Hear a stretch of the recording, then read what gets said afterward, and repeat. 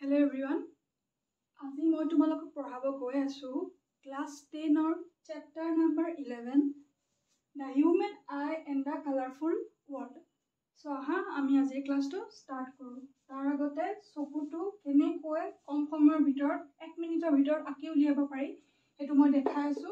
তোমালোকে স্টেপ বাই স্টেপ চাই যাবা দে।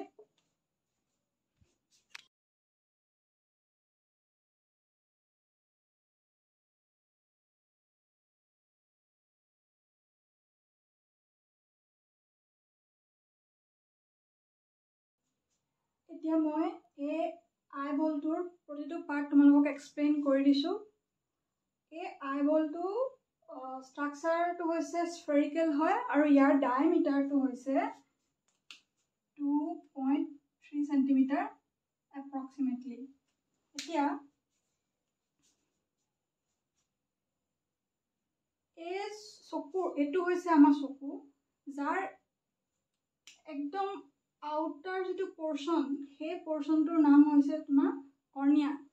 এই কৰ্নিয়া দিয়ে যিমান বিলাক লাইট ৰেজ আছে আমাৰ ওয়াৰ্ল্ডত যিমান বিলাক অবজেক্টস আছে সেই অবজেক্ট বিলাকৰ পৰা যেটো ৰে আহি আমাৰ চকুত ইনসিডেন্ট হয় সেই ইনসিডেন্ট ৰেটোক বেন্ড কৰি ৰেটিনাত ইমেজ ফৰ্ম হোৱাত সহায় কৰে এই কৰ্নিয়া পোৰ্শনটোৱে। এতিয়া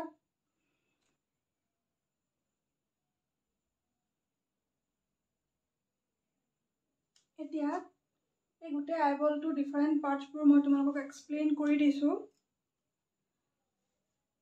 এইটো এক্সপ্লেইন কৰাৰ আগতে তোমালোকক এটা এক্সাম্পলৰ সহায়ত মই বুজাব চেষ্টা কৰিম।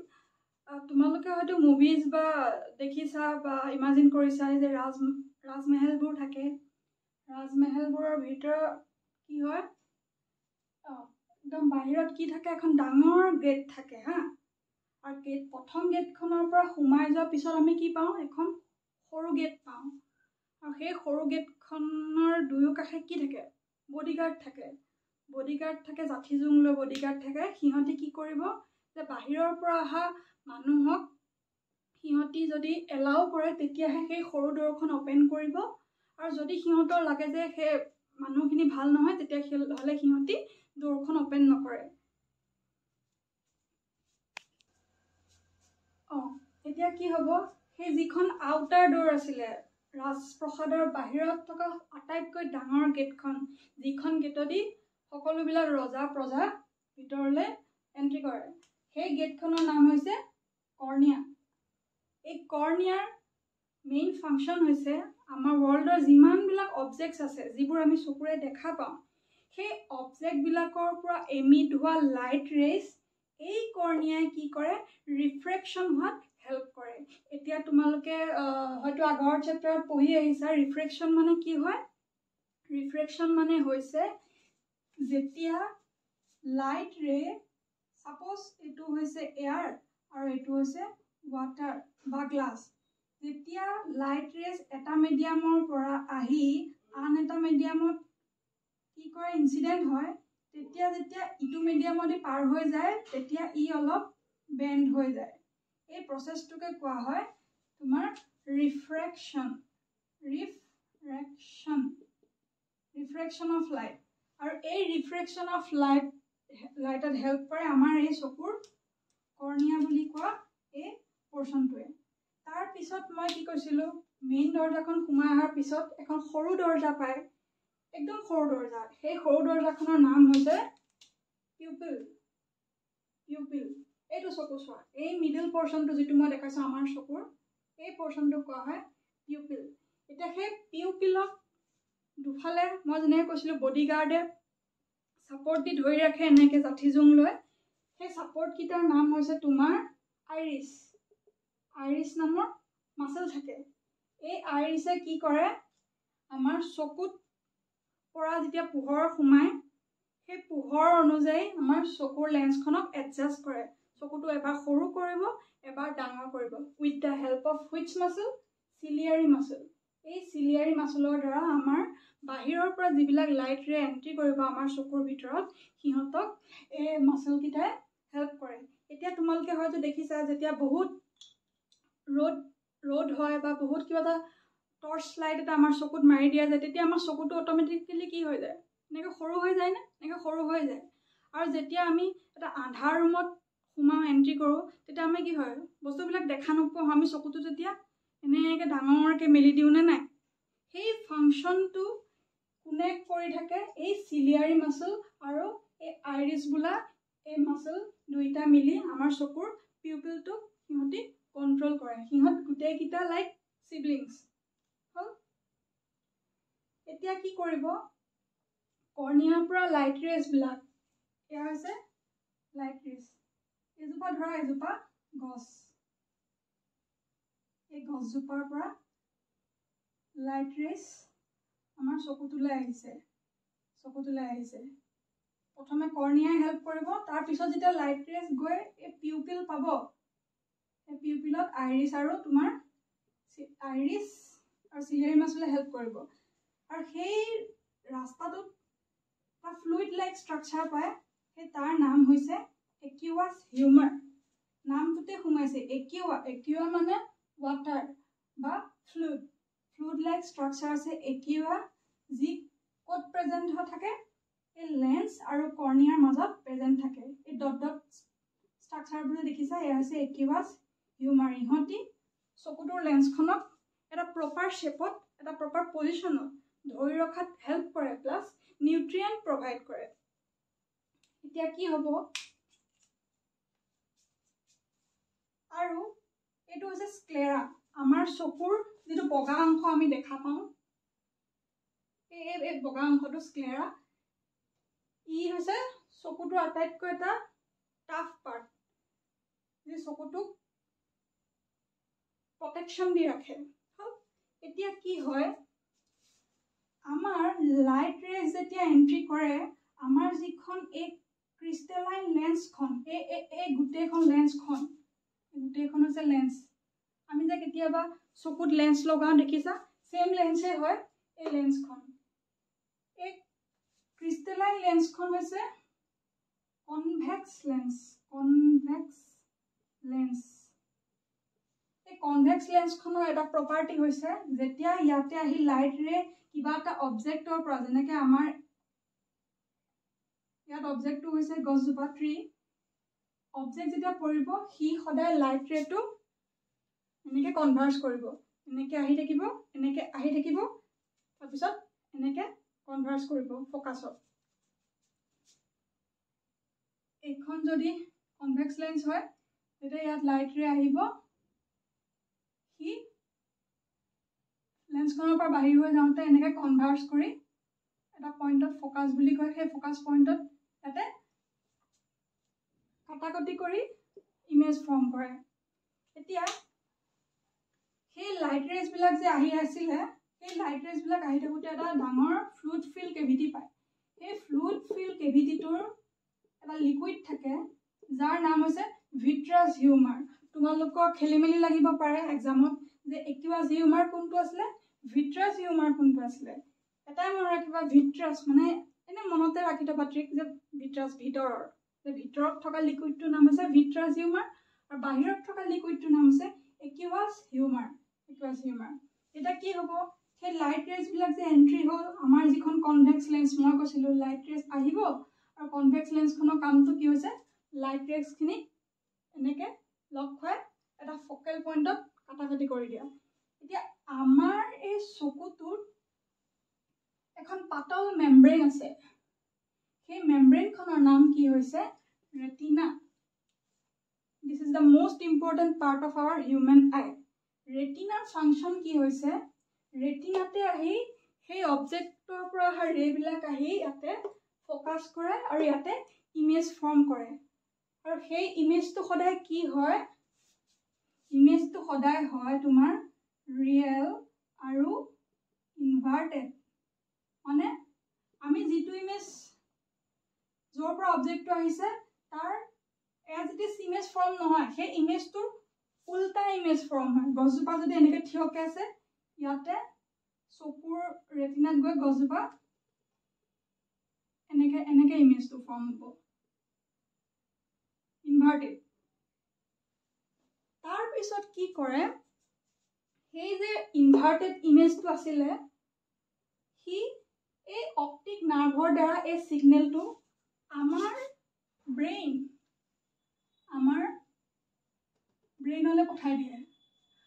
ব্ৰেইনলৈ পঠাই দিয়ে তাৰপিছত আমাৰ ব্ৰেইন চেলত কি কৰে নিউৰনছে ইহঁতক প্ৰথমে বুজিব তাৰপিছত সেই ইমেজটো চিধা কৰিব তাৰপিছত কি কৰিব ডিকোড কৰি পেলাই আমি তেতিয়া পিছতহে আমি কোনো এটা বস্তু আমি ভালকে দেখা পাওঁ গতিকে তোমালোকে দেখিলানে কেনেকৈ এটা অবজেক্টৰ পৰা ৰে আমাৰ কনভেক্স লেন্সখনত কি হয় ইনসিডেন্ট হয় আৰু ইনসিডেন্ট হোৱাৰ পাছত কি হয় কেনেকৈ সেই ৰেটিনাত আহি ফোকাস কৰি ইমেজটো ফৰ্ম কৰে আৰু সেই ইমেজটো কেনেকুৱা হ'ব সেই অবজেক্টটোৰ উলুটা ইনভাৰ্টেড হ'ব আৰু ৰিয়েল হ'ব আৰু সেই ইমেজ ইনফৰমেশনটো আমাৰ চকুত থকা অপটিক নাৰ্ভে অপটিক মানে হৈছে আই ৰিলেটেড সেই অপটিক নাৰ্ভছৰ দ্বাৰা ব্ৰেইন সিগনেললৈ পঠাই দিব নিউৰনছৰ দ্বাৰা with the help of neurons and optic nerves আৰু সেই ব্ৰেইনে আমাৰ মগজুত প্ৰচেছ কৰি সেই প্ৰথমে ইমেজটো উল্টা হৈ আছিলে ন তাক চিধা কৰি আকৌ সেই সিগনেলটো আমাক পঠাব আৰু আমি তেতিয়াহে এটা বস্তু এটা চিধা দেখো এতিয়া এই যোনটো ৰেটিনা এই ৰেটিনাত দুটা সেল প্ৰেজেন্ট থাকে এটা হৈছে ৰড সেল আৰু এটা হৈছে কোন সেল সেই ৰড সেলৰ কামটো হৈছে এটা লাইটৰ ইন্টেন্সিটি কিমান মানে এটা লাইট কিমান ব্ৰাইট কিমান উজ্জ্বল বা কিমান কম সেইটো আইডেন্টিফাই কৰে আৰু যোনটো কোন সেলৰ কাম হৈছে ইহঁতি কালাৰ আইডেন্টিফাই কৰে এতিয়া কিছু মানুহৰ কি হয় চকুত কোন সেলত কিছুমান প্ৰবলেম থাকে যাৰ কাৰণে সিহঁতি কিছুমান কালাৰ আইডেন্টিফাই কৰিব নোৱাৰে ফৰ এক্সাম্পল কালাৰ ব্লাইণ্ডনেছ মানুহে কি কৰে গ্ৰীণ আৰু ৰেড কালাৰৰ মাজত সিহঁতি আইডেন্টিফাই কৰিব নোৱাৰে সিমিলাৰলি ব্লু আৰু য়েল্লো কালাৰৰ মাজত সিহঁতি আইডেন্টিফাই কৰিব নোৱাৰে গতিকে তোমালোকে বুজিলা গোটেই আই ফাংচনটো এবাৰ চাই লোৱা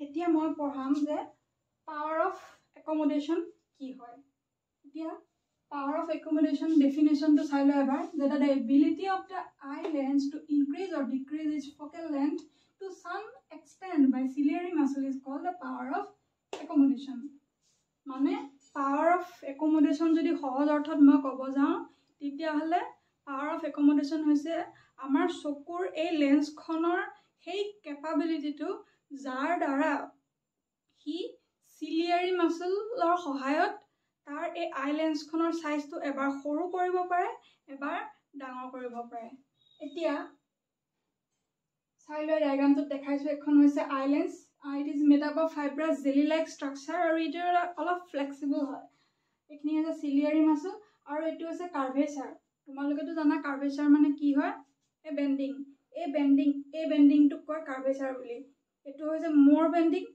এটো যেটো কয় এনেকে দিও লেস বেন্ডিং মোৰ বেন্ডিং লেস বেন্ডিং এটা কি হ'ব এটা ডিসটেন্ট অবজেক্টৰ ক্ষেত্ৰত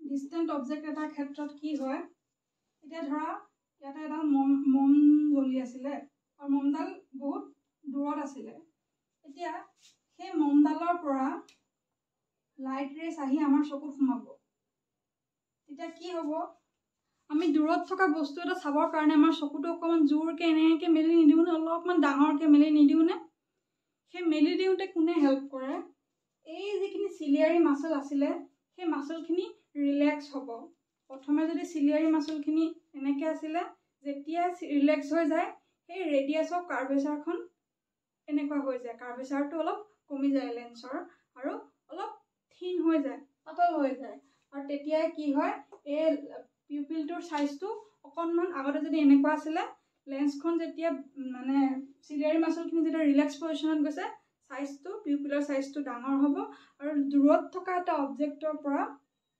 গুটে ৰেজবোৰ আহি আমাৰ ইয়াতে ইনসাৰ্ট কৰিব আৰু গৈ কোড ইমেজ ফৰ্ম কৰিব ৰেটিনাত ইমেজ ফৰ্ম কৰিব। আমাৰ চকুত থকা লেন্সখন কি লেন্স হয় বুলি কৈছিলোঁ? Convex lens. আৰু কনভেক্স লেন্সত অলৱেজ কি ইমেজ ফৰ্ম হয়? সদায় ৰিয়েল আৰু ইনভাৰ্টেড, মানে অৰিজিনেল ইমেজতকৈ ওলোটা ইমেজ ফৰ্ম হয় সেই অবজেক্টৰ। গতিকে এইটো তোমালোকে দেখিলা ডিষ্টেণ্ট অবজেক্টৰ কাৰণে। এতিয়া মই তোমালোকক দেখাম নিয়াৰ বাই অবজেক্টৰ কাৰণে কি হয়। একদম ওচৰতে এটা অবজেক্ট আছে, ইয়াতে এটা ফুটবল আছে ধৰি লোৱা।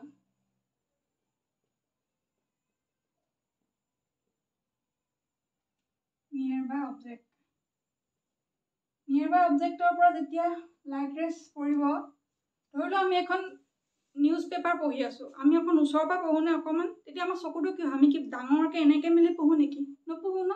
আমি সদায় চকুটো অকণমান সৰু কৰি এনেকৈ পঢ়োঁ। তাৰ ফলত কি হ'ব? আমাৰ এতিয়া পিউপিলৰ চাইজটো সৰু কৰিব লাগে। ডিষ্টেণ্ট অবজেক্টৰ কাৰণে পিউপিলৰ চাইজটো ডাঙৰ কৰিবৰ কাৰণে মাচলবিলাকে এনেকৈ টানি ডাঙৰ কৰি দিলে। এতিয়া নিয়াৰ বাই অবজেক্টৰ কাৰণে পিউপিলৰ চাইজটো সৰু লাগে, যিহেতু আমি ওচৰৰ পৰা পঢ়িম বা ওচৰৰ পৰা বস্তুটো দেখিম। তাৰ কাৰণে কি হ'ব? সেই চিলিয়াৰী মাচলছবিলাক যি আগতে ৰিলেক্স পজিশ্যনত আছিলে, সিহঁতি এনেকৈ কম্প্ৰেছ হ'ব। কম্প্ৰেছ হৈ কি কৰিব? এই পিউপিলটোৰ চাইজটো সৰু কৰি দিব। আৰু সেই পিউপিলটোৰ চাইজটো সৰু কৰি দিয়াৰ লগে লগে কম ৰেছ ইয়াত এণ্টাৰ হ'ব, আৰু গোটেই নিউজ পেপাৰখনত যিমানবিলাক লিখা থাকে সেই লিখাৰ ভিতৰৰ পৰা অনলি ইমানখিনিমান পৰ্চনহে খুব ধুনীয়াকৈ আমি দেখা পাম, পঢ়িব পাৰিম। এতিয়া কি হয়? আমাৰ চকুৰ সেই যিটো পিউপিল বা লেন্সখনৰ চাইজটো সৰু কৰিব পৰা যিটো পাৱাৰ আছে, সেইটোৰো এটা লিমিট আছে। আৰু সেই লিমিটটো হৈছে 25 চেণ্টিমিটাৰ। 25 চেণ্টিমিটাৰ, ইয়াৰ মানে হৈছে যদি 25 চেণ্টিমিটাৰলৈকে আমি এটা নিয়াৰ বাই অবজেক্ট খুব ধুনীয়াকৈ দেখা পাই থাকিম। যদি 25 চেণ্টিমিটাৰ বেছি কমাই নি আমাৰ চকুৰ ওচৰত এনেকৈ দিওঁ, তেতিয়া কিন্তু আমি ক্লিয়াৰলি দেখা নাপাম, আমি ব্লাৰ ব্লাৰ দেখিম। গতিকে দেখিলা নিয়াৰ বাই অবজেক্টৰ কাৰণে কি হয়? Standard distance 25 centimetre. আৰু ডিষ্টেণ্ট অবজেক্টৰ কাৰণে এনেকুৱা কোনো ডিষ্টেঞ্চ নাই, সেইটো ইনফিনিটি বুলি ধৰা হয়। তো তোমালোকে চাই ল'লা। আৰু এইখিনিতে আৰু এটা কথা মই কৈ থওঁ যে আমি যে কৈছিলোঁ ৰেটিনা, চকুৰ ৰেটিনাত কি থাকে? দুটা চেল থাকে, ফটো ৰিচেপ্টৰ থাকে, ৰড চেল আৰু কোন চেল। এতিয়া আমাৰ হিউমেন আইটোৰ, এক মিনিট তোমালোকে লিখি লোৱা প্ৰথমে।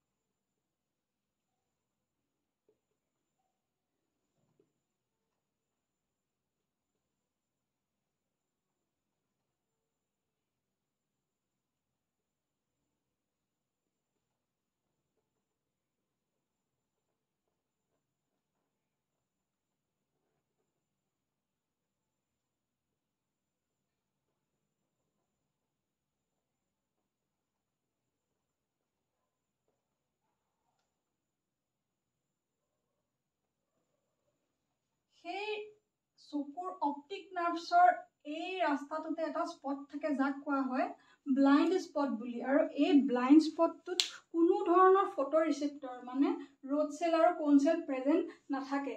কিয় নাথাকে? কাৰণ এই পৰ্চনটোত ৰেটিনা এবচেণ্ট থাকে। বাকী গোটেই পৰ্চনটোতে ৰেটিনা মেমব্ৰেনখন থাকে, কিন্তু অনলি এই পৰ্চনটোত এবচেণ্ট থাকে। আৰু যাৰ কাৰণে আমাৰ এই ব্লাইণ্ড স্পট জেগাখিনিত কোনো ধৰণৰ ইমেজ ফৰ্ম নহয়। No photoreceptor cells present and hence no image is formed here. তাৰপিছত আৰু এটা কওঁ, যেতিয়া আমি এটা বাহিৰৰ পৰা খুব ৰ'দৰ পৰা হঠাৎ ঘৰৰ ভিতৰত সোমোৱা, আমাৰ কি হয়? খুব আন্ধাৰ আন্ধাৰ লাগে, আমি একো দেখা নোপোৱা হৈ যাওঁ অলপ সময়ৰ কাৰণে, 1 মিনিটমানৰ কাৰণে। সেইখিনি সময়ত কি হয়? এই ৰড আৰু কোন চেলছৰ কম্পজিশ্যনটো ভাগি যায়। সেই ৰডছ আৰু কোন চেলছৰ কম্পজিশ্যনটো যেতিয়া ভাগি যায়, ভাগি যোৱাৰ পিছত আমি যেতিয়া ঘৰৰ বাহিৰৰ পৰা ভিতৰলৈ সোমাওঁ, সেইখিনি পুনৰ জোৰা লাগি এটা ষ্টেবল মানে কম্পজিশ্যনত আহিবলৈ অলপমান টাইম লয়। আৰু সেই টাইমখিনিতে আমি কি কৰোঁ? আমাৰ খুব কণামণি লাগে, আন্ধাৰ দেখোঁ, তাৰপিছতে আকৌ ধুনীয়াকৈ এডজাষ্ট হৈ যায়, ভিতৰৰ বস্তুখিনি আমি ভালকৈ দেখিবলৈ লওঁ। গতিকে তোমালোকক আজি মই বুজালোঁ যে হিউমেন আইৰ কি কি পাৰ্টছ আছিলে, তাৰ ফাংচনবোৰ কি কি, তাৰপিছত কি হয়, পাৱাৰ অফ একমোডেশ্যন কি হয়। এতিয়া মই তোমালোকক নেক্সট ক্লাছত পঢ়াম আমাৰ আই ৰিলেটেড কিছুমান বেমাৰ, সেই বেমাৰবোৰ আমি কেনেকৈ কাৰেক্ট কৰিব পাৰোঁ লেন্সৰ সহায়ত, লাইক হাইপাৰমেট্ৰপিয়া, মায়'পিয়া, য'ত কিছুমানে দূৰৰ বস্তু দেখা নাপায়, কিছুমানে ওচৰৰ বস্তু দেখা নাপায়, সেই ক্ষেত্ৰত কিয়নো হয় বা ইয়াৰ পৰা ডক্টৰে কি ছাজেশ্যন দিয়ে, কেনেকুৱা ধৰণৰ লেন্স ইউজ কৰিলে সেই বেমাৰৰ পৰা হাত সাৰিব পাৰি, মই তোমালোকক নেক্সট ক্লাছত পঢ়াই দিম। আজিলৈ ক্লাছটো ইমানতে সামৰিছোঁ। Thank U.